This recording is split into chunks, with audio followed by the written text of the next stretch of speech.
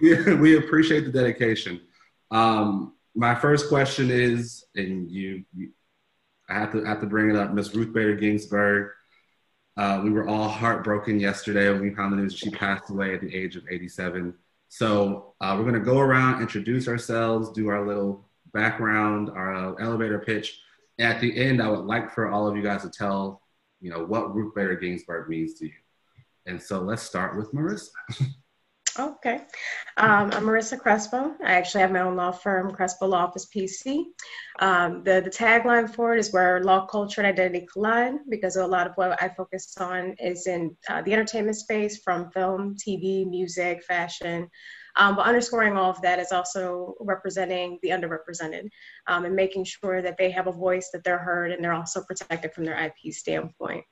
In terms of Ruth RBG, I mean, honestly, taking a course with her daughter, as far as IP goes, it definitely set that precedent in terms of understanding the importance. Also, the fact that she focused so much on women's rights is something that I admire and honor. All right, Michael, the man, the myth, the legend, Michael Benz. You are too kind. You are too kind, Reggie. My name is Michael Benz, as mentioned.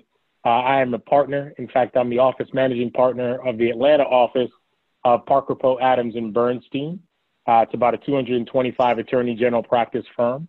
It's the third firm I've worked for, probably the smallest in size of all firms. I practice in intellectual property and then some. So I do patents, copyrights, trademarks, entertainment, the whole 9 yards. And I also manage quite a bit of non-IP work for my clients as needed.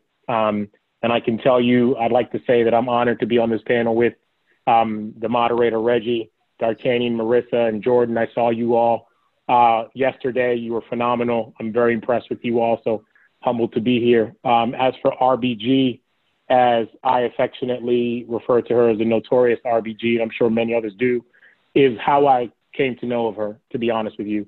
Before law school, I didn't know who RBG was. Saw the book, read the book, and said, if anybody is going to be able to wear a crown like Biggie, I got to read the book. And she is an inspiration when it comes to women's equality and just fighting for equality generally, particularly the second woman to be named to the Supremes. I mean, humbled. Her grind is real.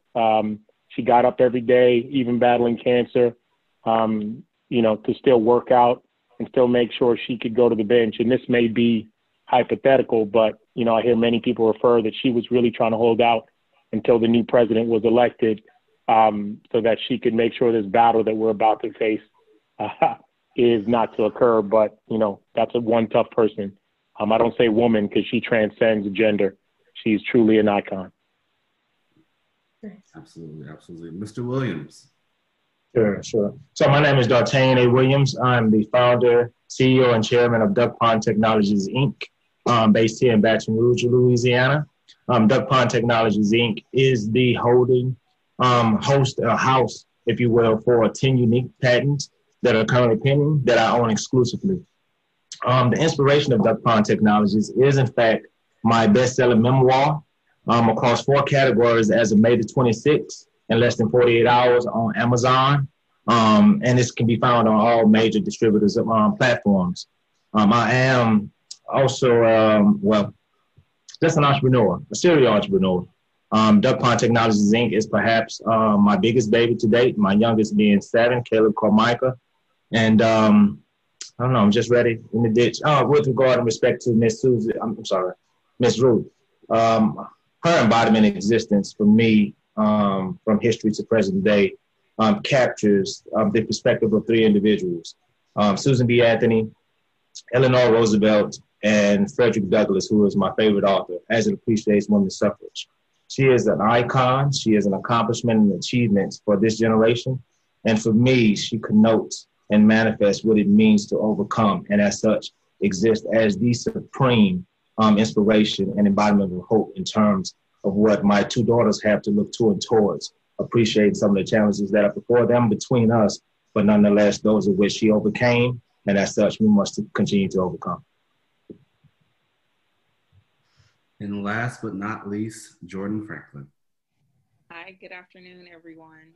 So I'm the former owner and managing attorney of the Franklin Law Group, and my current title now is Associate Intellectual Property Attorney with Carney McWilliams and Davis P. LLC. I work out of the Houston office. So I'm all things IP, primarily on the trademark copyright side, do everything from filings to oppositions to litigation in federal court. As far as RBG goes, she's a daily reminder for me to go hard every day. That's what she represented for me. You know, even days you don't feel like getting up and going to work, especially with her health battles that she had the last few years, she was there every day. She is a daily reminder. I need to go hard or go home. I have a generation of women coming behind me as well. So I should be able to shake up some things. So, yeah. Absolutely, absolutely. I love all of your guys' notes on RBG, and we're all just kind of sad that, she's gone. This pioneer is gone. But I'm going to get into the IP. And I'm sorry, Mr. Williams, I have to come out the gate with a big question for the attorneys. Bloomberg recently released an article talking about how 1.7% of intellectual property attorneys are attorneys of color.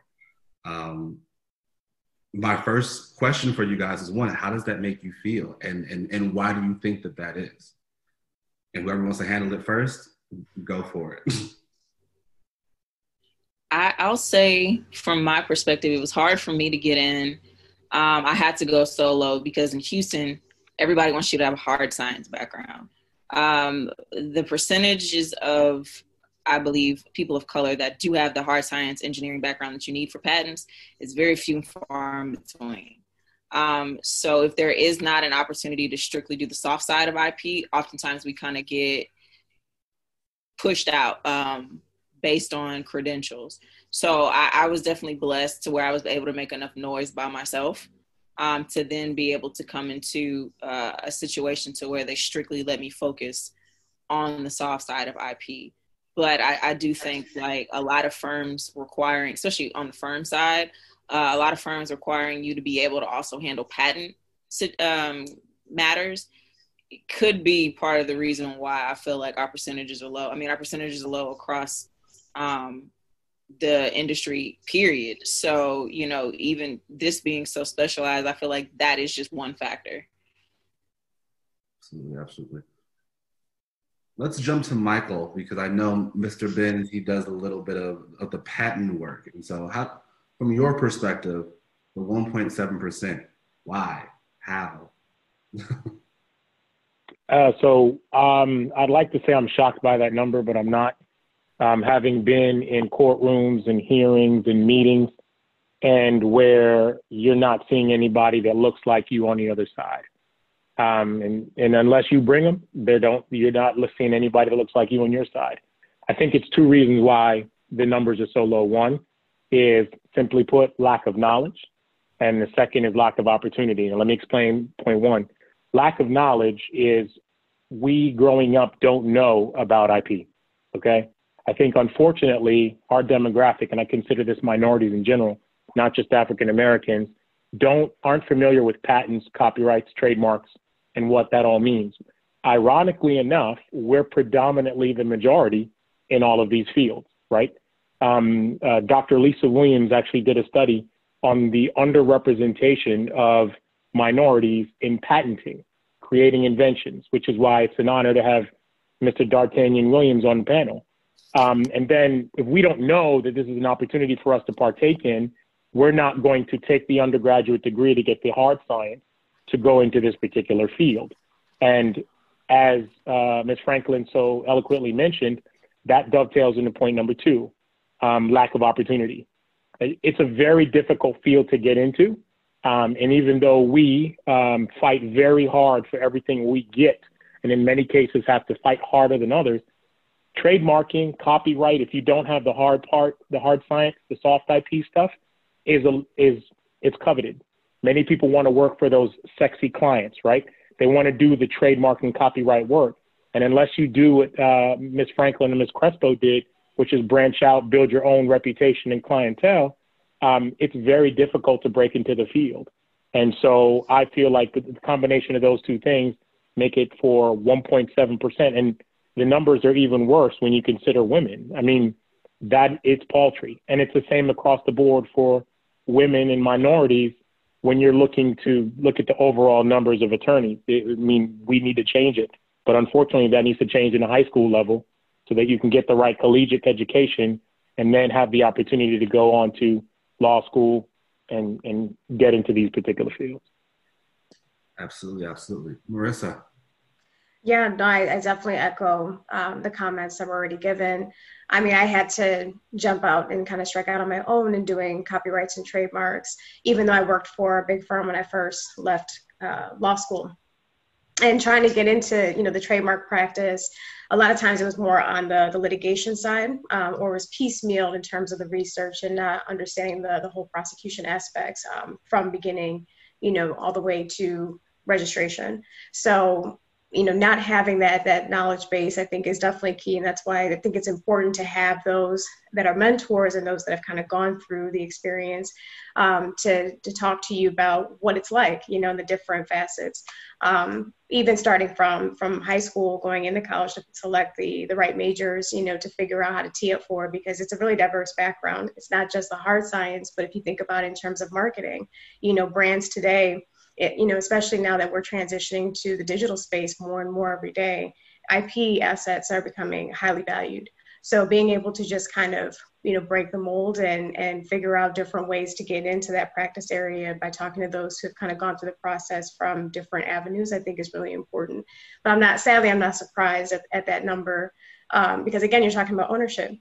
Someone who does both real estate and, entertainment IP work, underlying all of that is ownership, whether it's real property rights or intellectual property rights. And so if we don't have that education of learning how to own and not just create, there's a huge gap in being able to kind of protect and create your legacy for long term. Absolutely, absolutely. Offer some perspective in that regard from this vantage point. Mm-hmm. I know. I'm talking to you next, actually, about it. So yeah. I'm sorry. I mean, get it. Sure. I started here at home. I know about 20 plus attorneys on speed dial. And I started here trying to navigate my pool of resources. But African-American attorneys, or attorneys of color, if you will, are stereotyped and categorized, has been my observation and experience. Either you guys are grouped in criminal defense or personal injury. And that was a deduction that I made after having to expand to Atlanta, where you are, Mr. Benz, and engage some of your distant colleagues over at Morris Martin Manton Law Firm there on Peachtree. But my experience has been that the fact that 1.7% exists is reflective of a niche. And it comes down to a matter of messaging and marketing in terms of how that profession is rolled out and how that messaging and how that targeted marketing lends itself to either lead or perspective with regard to recruitment of attorneys who the establishment, if you will, has identified, or for lack of a better term, has disqualified as being capable, Mr. Matthews, as you were told by your superior, with regard to not possessing what I presume to be the acumen or acuity to engage that level of practice, which is very technical. As I have come to experience, IP is not as entertaining, but it is definitely technical with regard to needing a very elevated education and the ability to perceive and thereby be able to bridge the concepts and the notions that make intellectual property what it is. So in understanding that from my experience as an entrepreneur seeking and searching out the services that you guys offer, I think that the society, that sector as a whole has done a disadvantage and a disservice to attorneys of color with regard to marketing and messaging their abilities as unique as they are in the space of IP. And as such, I left Baton Rouge and went way to Atlanta to engage these high-dollar attorneys because it wasn't here within my reach at home, or at least in the absence of both messaging and marketing, I did not know it was here. Absolutely, I hear you. So we're going to talk about firm life, and from Mr. Williams, your perspective, entrepreneurial life. Ms. Franklin, you came out the gate, started your own firm, built your practice. and now you've transitioned into another firm. Marissa, you started at a huge firm, started your own practice. Mr. Benz, you've jumped from firm to firm to firm. What are some of the challenges that you experienced in big firm life? I know, Marissa, you and I have talked about it a couple of times of some struggles at your firm that you were at and how you overcame them, as well as you, Mr. Benz. You had a couple of struggles at a couple of firms. So I want to hear about your struggles and how you overcame them. Sure, starting with me? Yeah, you can start. Oh, sorry. I didn't know who you were talking to. Yeah, when I started off at my firm, I mean, I knew what I wanted to do. I knew I wanted to do entertainment. I knew I wanted to do a mix of IP and stay on the transactional side, not go into litigation. I had no passion for it. And I wanted to kind of break the mold of even how I studied and how I practiced to kind of tee up while I was in law school for an actual career in law. And, after 2.5 years of working in the firm life, I mean, it was a blessing in disguise to be put into the real estate group because it kind of teed me up for entertainment finance in a different way. But at the same time, knowing where my threshold was of tolerance, working in a particular industry that I wasn't fully passionate about and still wanting to, propel forward in the direction I wanted to go in, I knew that I had to kind of create my own firm. So as scary as it was, I had to do what I call the 3P model. I had to, pontificate/plan, prepare fully, and then pivot. And so when I finally did make that pivot, it was important because I knew I had to figure out a way to market and brand myself to build that clientele base, because it wasn't like I was bringing any clients with me, and start from scratch. And I think, it's a bold move. There's definitely some gumption behind it, but it's something that I truly stood by because I knew that I would prefer to define my career than have it defined for me. So in essence, the challenge is when you're ready to make that pivot, I think it becomes more pronounced when you're working for the firm life because they kind of put you in a box. And if you're trying to go outside of that box, you're going to, have that friction as you're opening up that window of opportunity for yourself. So I think for me, it was definitely that moment where I realized I was becoming less tolerant each and every day doing the workload that was being delegated to me and not having control over it. That's where it was, in essence, that time for me to kind of make that move. So I don't have any regrets. It's definitely a challenge starting off. You definitely have to, put in that work and put in that time. And sometimes the profits aren't there right away. But if you know where you're going, you kind of see that vision. It makes it a lot easier to swallow, each and every day as you're getting up to put in that time and that effort to put your name out there. So listen, Mr. Benz, I wanted you to go next, but please correct me if I'm wrong.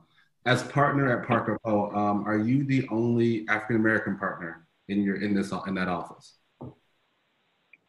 Yes, that's correct. I'm the only African American partner in Atlanta, and I am the only African American attorney in Atlanta. We had a few associates, and because it is such a small niche, we can't get them. IP is hard to find folks. I try, I bring them in, but Parker Poe is a smaller firm compared to some of the other firms I work for.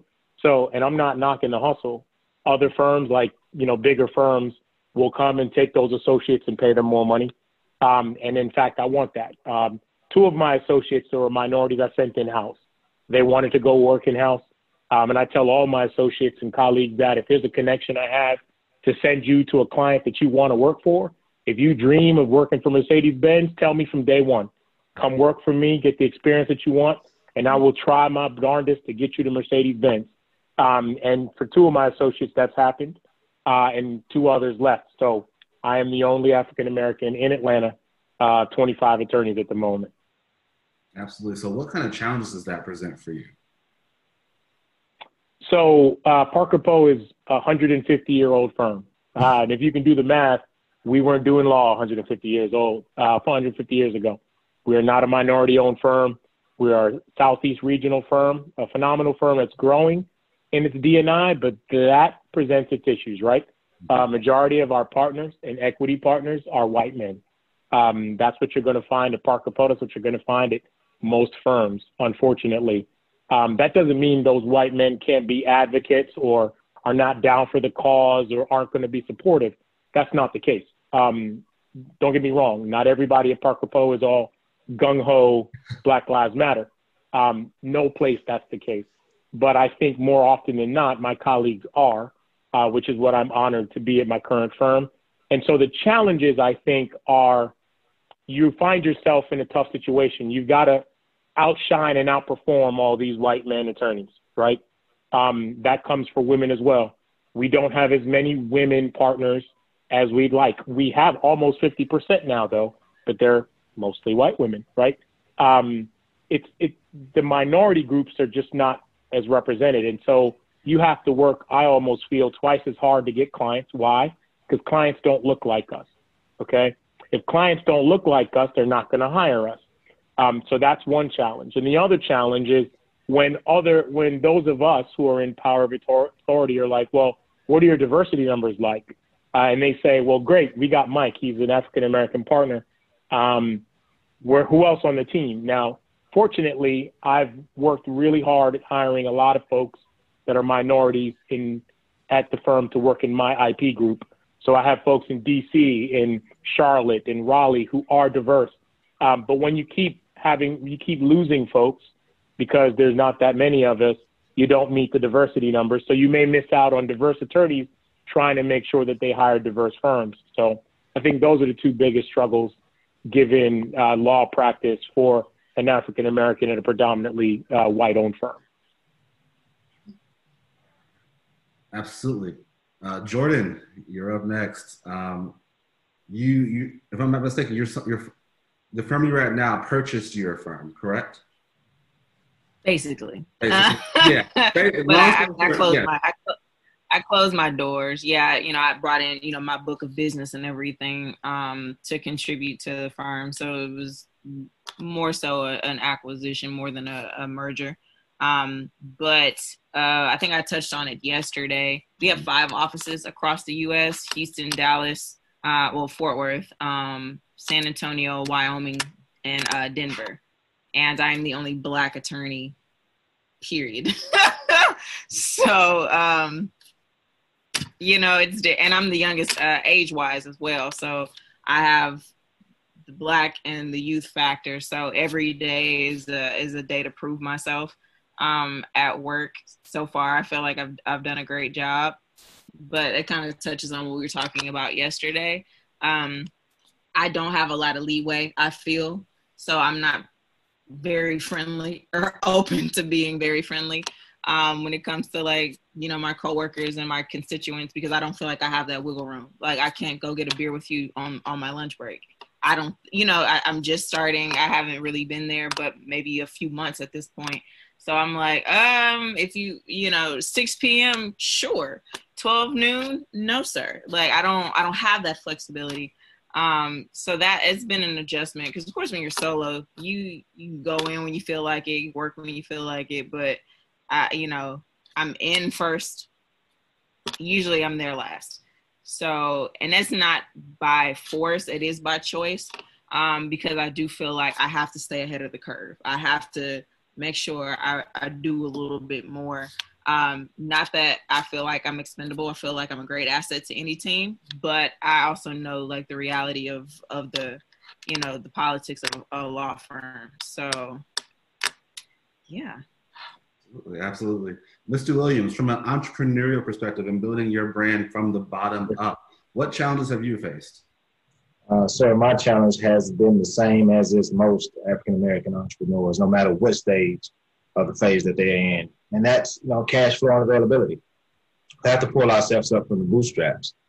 And it's one thing to have an idea, but it's a whole different animal to be able to bridge that to reality and actually manifest it, one, and mobilize it, two, especially when you're dealing with a group or a firm, if you will, that has these hourly rates that in the Baton Rouge market you consider to be astronomical. But engaging IP attorneys, you learn real fast that you get what you pay for. And I've been fortunate not to have to jump from firm to firm to firm in order to separate the wheat from the tares. But rather, I've been able to engage at a premium, and it is that hourly rate to the tune of $506 an hour that initially presented a challenge. But once I pulled together my resources and was able to get my foot underneath me, I began to make some real traction. So that's the number one challenge for any aspiring African-American or minority entrepreneur, is that cash flow and availability, and trying to jumpstart, if you will, or start up that company to get that technology, or to get that product or service protected in a way whereby you can then begin to market and message it to a waiting and wanting audience. So that's my challenge. It remains a challenge for most. I'm happy to say that I'm over that hurdle. I've begun to attract the attention of VCs, and we've begun to get into what term sheets look like and all that good stuff, which requires a different level of expertise from you guys' side of the practice.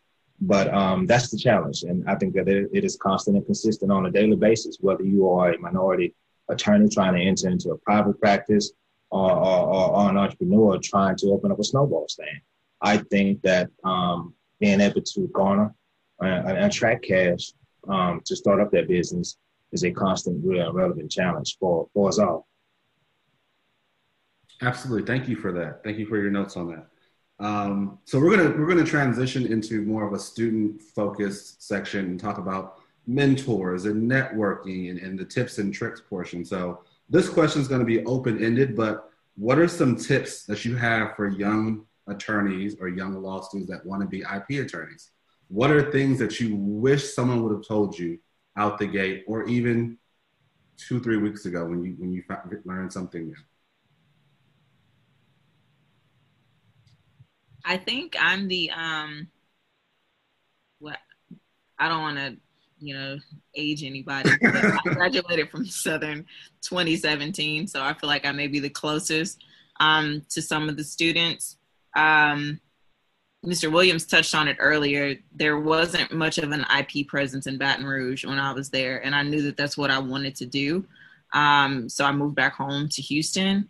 So a few things that I wish I would have done was, while I was in Baton Rouge, did more networking in the city or in prospective cities that I was interested in potentially moving to, especially those that did have a deeper IP presence.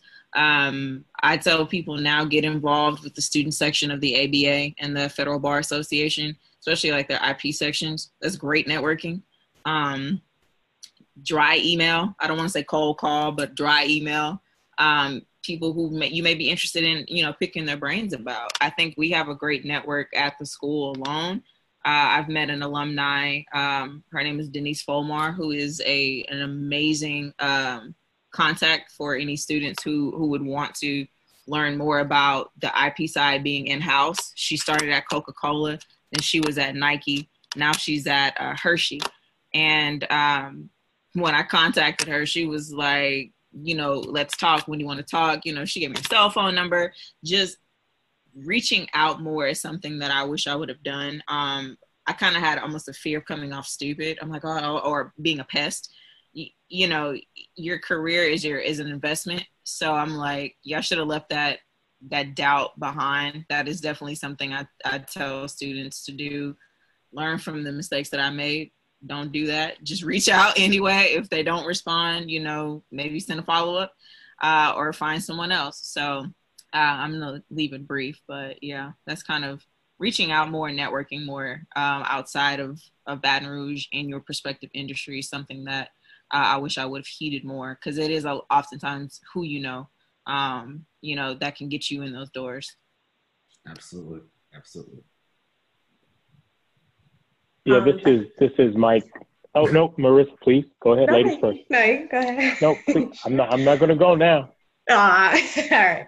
I would definitely say I have more of that entrepreneurial spirit, as an attorney. So I think for those students who kind of have that split brain between doing the legal side and also wanting to do the business side, take an introspective look and see exactly what type of law you want to practice. I think the 3 years really does go by super fast.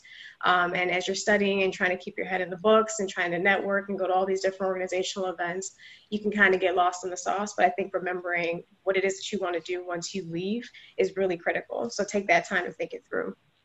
So with that said, whatever programming that the school kind of, tailors for you in terms of your studies, think outside the box with it. So I said this yesterday on the panel I was on.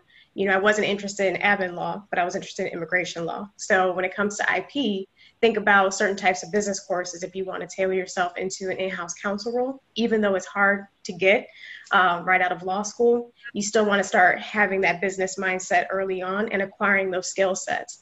And I'm a big fan of not just staying within the legal space, because that's a vacuum. Really network within companies, businesses, talk to business people who always need legal services, because just being that person in the room who's got a legal knowledge or a working legal knowledge, you create a value proposition for yourself in that space. So I think being able to kind of think it through of what it is that you want to do and kind of navigate flexing both the business and legal side and how you network, I think is something that I wish I had taken more seriously when I was looking for internships. I kind of stayed within the context of working for solo practitioners because I knew ultimately that's what I wanted to do. So I wanted to see what it was like for those who have gone through that process. But again, that was the firm life in an entertainment space, which is a very hard space to get into. So I think, networking with companies and trying to get those internships now is highly beneficial, so you can build those relationships that could be advantageous for you later. I echo everything that has been said. I think that you have to start the process of building your relationships from the day you walk out of law school. You should have been building them while you were in law school, but that's going to be what's going to carry the day. And whether you decide to open your own firm or decide to go to become a partner at a law firm, I'll tell you right now, working at a law firm as a partner is all a sales job. It's all sales and marketing. The first day you become a partner, no one's giving you any work. They're asking you how much work you're giving to others. So you not only have to feed yourself, but you have to feed others. So for me, the one thing I would have told myself is don't forget law, particularly at a firm, is a sales job. Everything that Ms. Crespo and Ms. Franklin mentioned are 100% true. Angle for the career you want and make it come to fruition. Talk to the people that are doing it. There's been an impressive group of people yesterday and today who are doing big things, working with the clients that you want to work with. Talk to them. As Ms. Franklin mentioned, Ms. Fulmar, I don't mean to say it here, but she's a great friend of mine. She passed away this summer of cancer again. So shout out to Chadwick Boseman, RBG, and Denisa Fulmar, who all battled cancer in 2020. I hate this year, if I'm honest, but she did the same thing Ms. Franklin mentioned. I love Nikes. I'm a sneakerhead. J's, Nike, all day. Checks over stripes. That's how I've always been. So when I knew I wanted a job at Nike, a friend of mine who I met, who was a client and a friend, said, hey, why don't you call Denisa up? Or she's at Nike. That's where you want to be. That's where you'd like to be. Call her.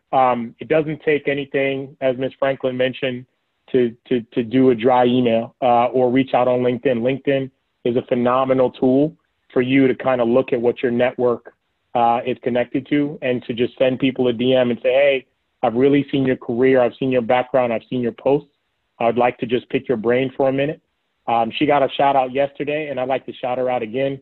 Radiance Mac. She hit me up on a dry email before this conference and said, hey, I'm interested in IP. I'm a 1L. I want to know what it's like. Yeah, it took 30 minutes to talk to her. And, we promised to each other that she's going to continue to check in because I'm curious about her goals and want to help her achieve them. And I'll do that for anybody. Anybody on these panels, 9 out of 10 times they want to do it. Even if we don't hit you back on the first instance, we're busy, right? But it doesn't mean that we're not willing to help. Everybody here has mentioned that we're willing to reach back and know we have to reach back. So, network, continue to reach out to people for places that you want to be. Just get advice and implement that advice, but keep doing it and you'll be surprised where you get. Considering the age of technology in which we live, if I was an aspiring law student in school, and obviously what I'm about to advance here would be ultimately subjected to my professors, but I would do something as simple as establish a business card with IP intern and market and promote myself. There are enough social media platforms out there to give description to what you aspire to be without violating any ethics or breaking any laws. as it appreciates what you're building to and towards with regard to the private sector in private practice or firm life. I will begin to condition myself cognitively and as such begin to do things that contribute to that. And as I understand, I had a nephew that was in law school and son-in-law, and it could be overwhelming. And it don't take much to get off course or distracted. But I was in his ear. I was one of the motivating factors. In fact, I'd have paid for a couple bar exams. But having said that, I think that it's a matter of mental conditioning and understanding the psychological aspect of what you're pursuing and learning how to market yourself and appreciating what messaging is, especially as you begin to identify an audience to whom you want to target and render those services, building to and towards a future and a career that you hope to embody. Absolutely, absolutely. Thank you so much. So as we're in IP, the technology, entertainment industry, what are some of the greatest advancements in the industry right now, and what are they doing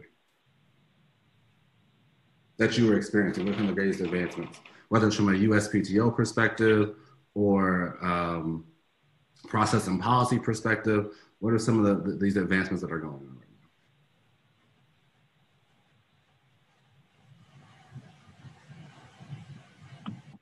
So this is Mike. I assume you're asking what's going on in the industry, because I can't give you the confidential stuff. Yeah, you can't give me so I guess, yeah, what's going on in the industry? That's the easier way to put it. Thank you, Mike. Okay, because just to be clear, the beautiful part about IP, and I'm blessed to have a patent, trademark, and copyright experience and then some. I do have a hard science background, but if just because you don't let it deter you. I know plenty of people who practice patent law who don't have a hard science background. Now that's only on the litigation side. You cannot prosecute or obtain patents without a patent bar. And that requires at least you taking some science courses and passing the patent bar, which is a separate bar exam. You can, however, prosecute trademarks and copyrights without a specialized license. You just need the expertise. As far as tech is going, I mean, nowadays everything's really so quick. Trademarks, copyrights, patents, they all can be filed digitally, right? People don't realize this stuff with good counsel can be filed really expeditiously, and that's really a beautiful piece of it. You pay the right money, like as Mr. Williams mentioned, to get the right attorney. They'll do a great job. And the good part about that is that you can typically meet deadlines, such as, hey, I'm getting ready to launch a brand in a week. I forgot I didn't trademark anything. I didn't register the domain. You call the right attorney, that stuff can be done. Bam, bam, bam, as long as the proper paperwork, conflicts, and everything else are in place, right? That's the beautiful part about the age we're in now. I remember a time where we used to actually have to walk patent responses down to the office in order to get them in on time. That's why for a while I practiced in DC. But you don't have to do that anymore, and you can do it from anywhere. Particularly now in the age of coronavirus, you can represent high dollar clients anywhere in the world, from anywhere in the world. IP, particularly procurement, is one of those few areas that's not state specific. There are state specific laws, such as you can get a Georgia trademark. I never advise my clients to do it. I don't think it's worth it. When you can get a federal trademark, right, for a couple dollars more, why just limit yourself geographically? Things like that. As far as on the government side, once you file it, it doesn't mean it's going to come back pretty quickly. The PTO is still the PTO. It's still a government job. They get paid on counts, not hours. And so they're going to take their sweet time to get back to you. But, the beautiful part about it is in this day and age, for people who want that flexibility, you can work from home. And that's a really cool piece. And for anybody who's actually interested in going to work at the USPTO, I highly recommend that if you're interested in IP. If you don't find yourself getting the right gig, but you want to do patents or you want to do trademarks or copyright, get a job at the Copyright Office or the United States Patent and Trademark Office. Ms. Fulmar, as Ms. Franklin mentioned, and her husband, they met at the Trademark Office. They were both trademark examiners. And then she went on to get a job at a firm and then at the Coca-Cola company. They highly valued that. One of my really good friends, he started his practice at the trademark office because he couldn't get the gig he wanted. Then he went on to Nike. Now he's at Amazon. Don't let the government, deter you if you really want to do that. If you get 3-4 years of experience at the trademark office right out of law school because they're looking to dying to hire you, that's paying your dues. That people are going to immediately want to hire you either to go in-house or to work at a law firm with that background and experience. So, and by the way, they allow remote work after 6 months. So keep that in mind if, say, you want to live in the Midwest or on a beach in the Bahamas. Cool. Absolutely. I just noticed something that Marissa and Jordan, you both have expressed interest in fashion law. Am I correct? And so we have Ms. Mia Johnson, who is an attendee, and she just graduated from Southern. Shout out to Mia. And she has a huge interest in fashion law. So I wanted to ask, what is your guys' experience in fashion law? How has it been so far? 'Cause I know you both recently did the program at Fordham. Can you guys speak to that program and just your general experience in fashion law? So I remember speaking to Mia actually about getting the group together at the school. So I'm really excited to see that Southern now has a fashion law society. I think that is amazing. So kudos to Mia for spearheading that. We did not have that when I was there. And I want to say it was my 3L year when I decided that that's kind of what my interest was in. So I know I touched on it yesterday. I was a student ambassador for Southern. So a way for me to network in the fashion space was I would make sure I took all the recruitment trips that were in New York around the times of different fashion law conferences that both Fordham hosted as well as the Federal Bar Association. So I use those as my networking. And from that, I actually found my mentor. She's a senior vice president of legal affairs and general counsel for LVMH. So that alone was like, okay, yeah, that sparked my interest in it. And then being able to sit with her and talk to her. Of course, she can't tell me everything going on, but, we talked about the Tiffany deal before, of course, it's going sour. But fashion law sounds sexy, but it's really no different from really any other area of law. You still have your IP related issues. You still have, business formations. You still have mergers and acquisitions. You still have taxes. You still have contracts. Like it's no different. The underlying law is the same. Throwing fashion law on it just makes it sound sexy. But the industry itself is fascinating to me. I'm a big art person, and I think fashion is like living, walking 3D pieces of art. That's kind of what drew me to the industry itself. But like the actual underlying law is really no different from what you would do, for a tech company or with a football team. Yeah, jumping right in, I definitely agree. There's so many different subsectors of law that kind of intersect into what's called fashion law. I came from an employment immigration background as well. So when you think about artist visas, that was one of the aspects that I had, intersecting with fashion law in terms of bringing in fashion designers overseas who were coming in for fashion shows. And then also environmentally conscious fashion designs, I think, are important to think about too. So for those who might have an interest in environmental law, a great subsector to think about is in terms of mining activities.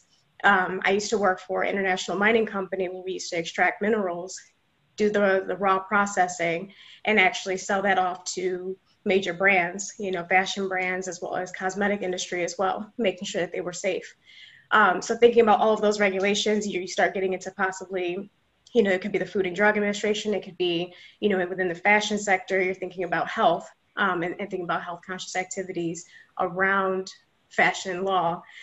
So again, these are just different examples of such a large facet of what can encompass under that umbrella of the term fashion law. For those who are interested, you don't have to look into just staying in the New York market or in Los Angeles.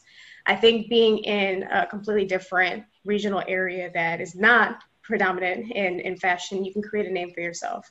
So if you're a law student now, creating those organizations at your respective schools, you guys just started the fashion law group, I think is important because that helps to build that relationship. And I'm sure someone like Susan Scafidi is someone who would definitely jump on the opportunity to help spread the word about fashion law. The fashion law boot camp, I just did it this past May. It was great. It was a great crash course, of course, in like thinking about the different areas and sectors of law within the fashion context. But if you're someone who really wants to pursue it, start networking early on. We're in a digital age. You could definitely reach out to business and legal affairs groups at respective brands.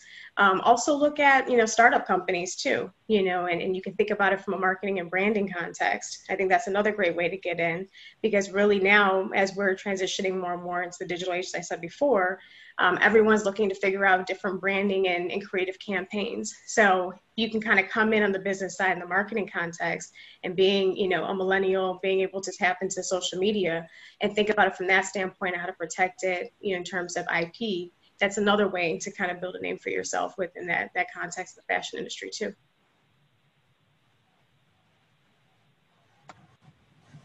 All right, Vincent, absolutely. One of the questions that I have, it was sent to me in a text message, is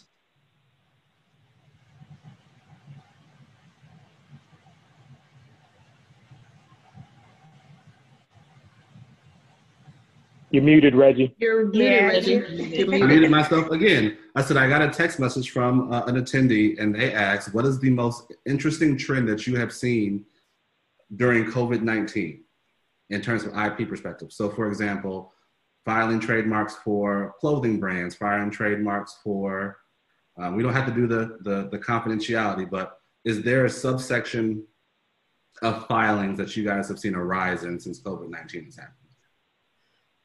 I want to say from a trademark perspective, it's been across the board. There's not a specific industry. Well, actually, let me take that back. Apps. It seems like everybody's trying to develop an app during COVID for something. And it makes sense. Everything is moving more digital, so everybody wants to, I call it appify something, some process. From my experience, and I know Michael can probably touch on it more, I haven't seen many apps get successful software patents. So then they often turn to trademarks as a way to get some sort of protection over their names and over their branding, like their logos. So I'd say like the app side, if we want to, industry break it down, I want to say I've seen more people have come to me for apps, who've developed apps or who are developing apps for some sort of trademark protection. Yeah, I would say also just e-commerce in general, people wanting to create their own websites to sell their products and other third-party products online. I think what we're finding is that a lot of people who've gotten furloughed or were just completely laid off from their jobs, now they're turning to their passions. They're trying to figure out what's the easiest way to start up a company, and having a digital presence is something that they realize is important, and being able to trademark that. And heard the conversations kind of evolve, and not just thinking about protecting the name, but also making sure they can secure their domain names and secure their online presence, as far as their social media profiles too. Yeah, this is Mike. No, go ahead, D'Artagnan. Okay, one of my strategies in terms of protection, and I'm developing at least one app. We've gotten out of design development spike, and we're actually getting into that process. But under the advisement of counsel, one of the things that we are doing, copyright the source code, but even more importantly, we are patenting the utility of the software architect. And supposedly, if you will, we'll see, because all that stuff is in pending process. But that has been two measures that we have put forth to try to solidify the protective measures that we need, that are needed to own the utility of the patent exclusively. But there has been some challenges, to your point, Ms. Franklin, and I just wanted to remark in that regard, so as to land option and perhaps opportunity that may be available to those on the panel who meet those challenges as they move forward in their practice in that regard. Mr. Benz? Yeah, I agree with that. Everything everyone has said. I'm seeing the same thing. we're in a potential economic downturn, right? We're in a global crisis. Statistically speaking, the biggest companies come out of these downturns. If you look at the companies that were started in 2008, you're going to see billion-dollar companies that are now doing well. And in 4 to 5 years, you're going to see it again. The question is working with those clients, giving them the opportunity to do it. A lot of them are going to be in the app space, the e-commerce space, as Ms. Crespo mentioned, as again, apps, as Ms. Franklin's mentioned. And I've also seen from established companies a tremendous push towards an online presence, again, e-commerce and a digital presence, right? So I can't tell you the amount of apps I've seen trending regarding messaging, TikTok, Messenger, IG, Snapchat. I mean, those are just coming through the pipeline at a ridiculous pace.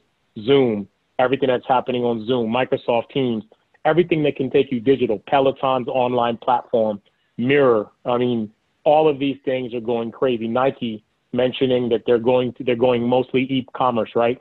Direct to consumer.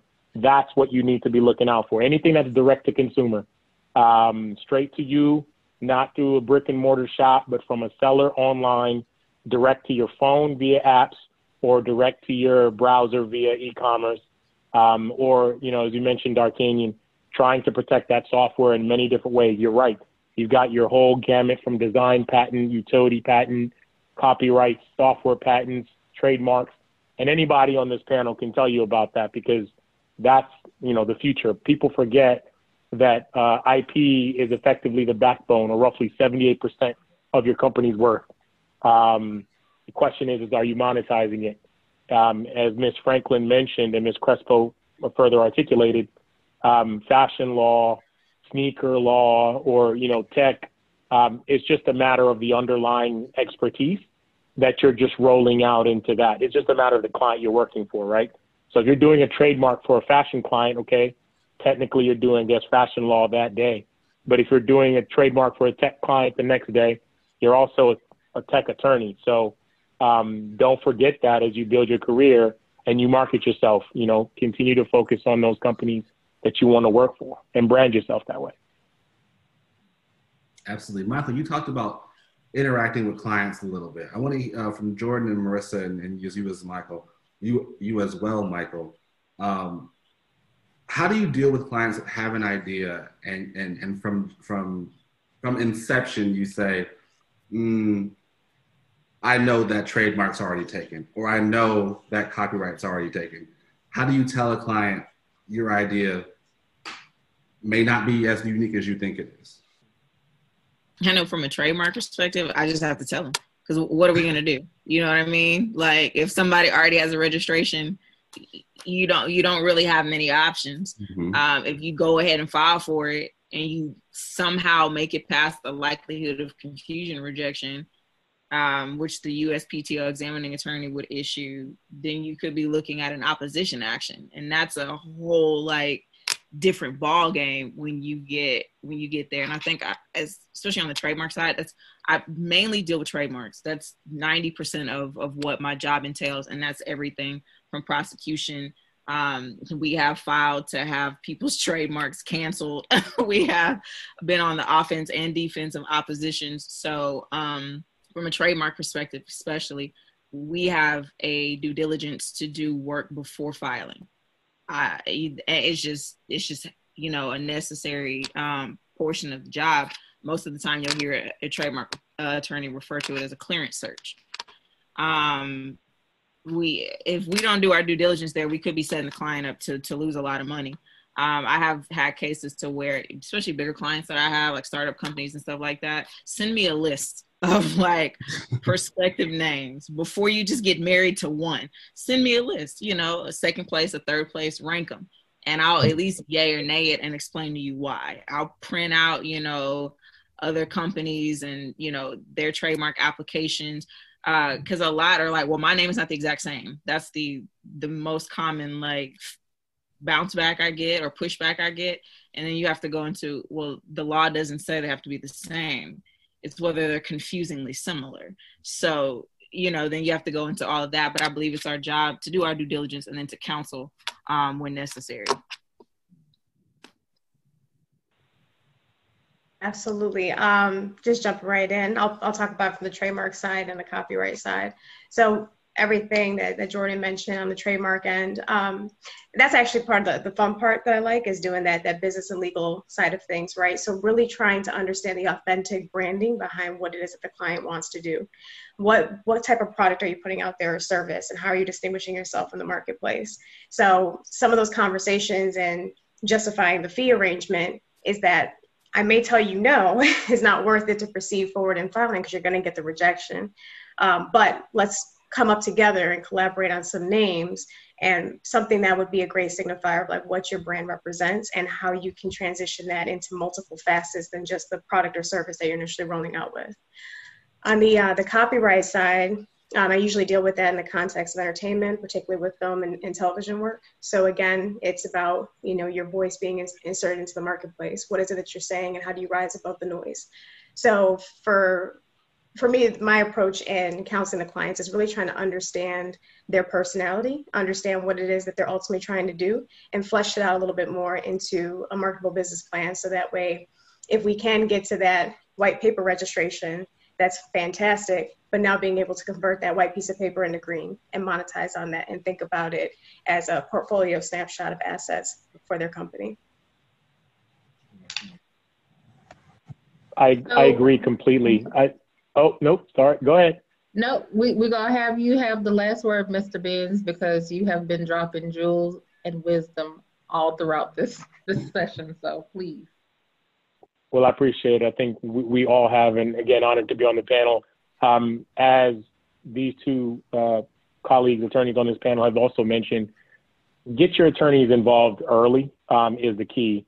I think there's a misconception that attorneys are expensive. I'll tell you this, we're more expensive if you get us involved on the back end.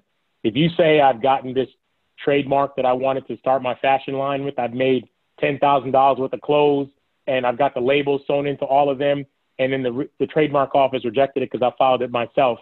Well, I'm like, great, but yeah, you just filed for Apple, and I'm pretty sure you're not going to get that. And I'll show you all the reasons why. And you can't just show your client case law because they're going to be like, what does that even mean? So I think you do have to do, as Ms. Franklin mentioned, a lot of counseling and just say, look, let's talk through the process from the beginning. And the same is true on the patent side, right? I had a client who came to me, and after months and months of trying to get an attorney to sign an NDA, I said, I'm drafting the NDA for you to give to me to sign so that you can tell me your invention. I said, I'm an attorney. I'm not going, legally, I can't take your invention. We finally get to sit down and talk about this invention. And he's like, it's a pair of glasses for you to be able to see your apps from your phone. I said, you mean Google Glass? And he goes, no, mine's different. Like you can interact with the apps and everything. I was like, yeah, it's called Google Glass. Take a look at it. If it's different, come back to me and let me know. He never called me again, right? Like, unfortunately, that's going to happen a lot. An idea itself is not patentable. A trademark word, just because you like the word, you capitalize the A, it may not itself be trademarkable, right? And like in copyright law, they say there's no new story under the sun. So what are you doing in trademarks, patents, or copyrights to add new value to it? And that's, your attorneys can help you sift through all the things you want to do and truly add that value. So get your attorneys involved up front. And Mr. D'Artagnan Williams mentioned that. He did that. He found ideas and ways to connect with his attorneys at the beginning. And I think that's working out well for everyone. Thank you all so much. This has been an unbelievable panel. And I can tell you that I have been informed on intellectual property, which is an area of law I can promise you that I have never been interested in. And you, y'all have, for people who are not interested in intellectual property, who may be attendees, I think that they laid out a wonderful case pertaining to how you can protect yourself if you have any ideas, and also the need to protect yourself if you have any ideas. And of course, Mr. Benz, Ms. Franklin, Ms. Crespo, I appreciate you all coming in from the legal side of it and legal stance. Mr. Williams, I appreciate you coming in as a person who has been on the side seeking legal advice as an entrepreneur.